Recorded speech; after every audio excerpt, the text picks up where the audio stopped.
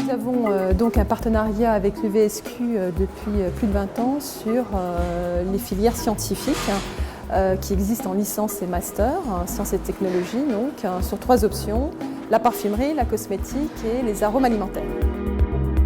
Au cours de ces formations, les étudiants sont formés dans 2 parties de leur métier, c'est-à-dire une partie scientifique qui est complètement assurée par des enseignants-chercheurs et des enseignants professeurs associés de l'université, et une partie professionnelle qui est donc assurée par l'ISIPCA, l'Institut supérieur des parfums cosmétiques et arômes. Le fil rouge de ces formations, à notre niveau, c'est le développement du sens olfactif. Donc on passe beaucoup de temps à sentir, toucher les crèmes, comprendre les crèmes, goûter et mettre des mots derrière ce qu'on sent ou derrière ces ingrédients.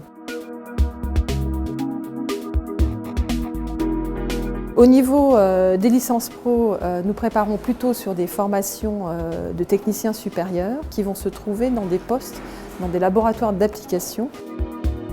Sur les masters, on est là sur 2 ans d'études. On va aller sur des métiers qui vont être plus des métiers qui vont être sur parfumeur junior, cosméticien junior, aromaticien, parce qu'on va être à même de faire de la formulation. Les formations de master permettent d'acquérir 2 choses très importantes, qui est donc d'abord la connaissance des matières premières. Les parfumeurs, par exemple, sur les 2 années, vont apprendre à reconnaître 300 matières premières et ils vont aussi apprendre à mélanger ces matières premières pour pouvoir faire des formules dans le cadre d'arômes alimentaires, dans le cadre de produits cosmétiques ou dans le cadre de parfums. Nous venons juste de valider les derniers résultats des Master 2 qui viennent de sortir, la promotion IFF, 100% de réussite sur l'ensemble de ces 2 années.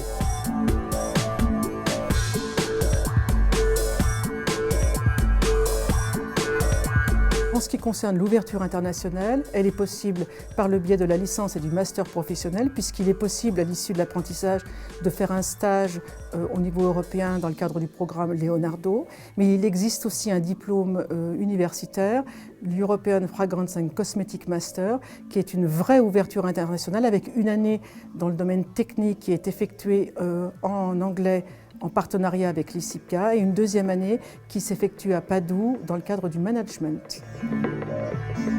Aujourd'hui, les entreprises qui recrutent sont très internationales, donc c'est une dimension importante. C'est un secteur international.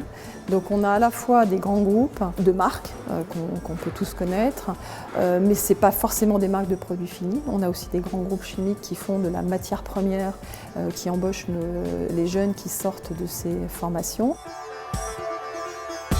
Je voulais travailler dans les arômes alimentaires, pouvoir après travailler sur des produits finis, donc dans des industries alimentaires, pouvoir aromatiser des produits comme des boissons, des yaourts. On a toujours besoin de manger, donc pas de problème sur l'avenir, oui.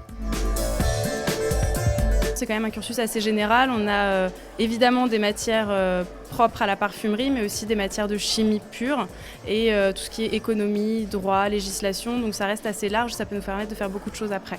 C'est des métiers où il n'y a pas forcément beaucoup de place, on est quand même des petites promos.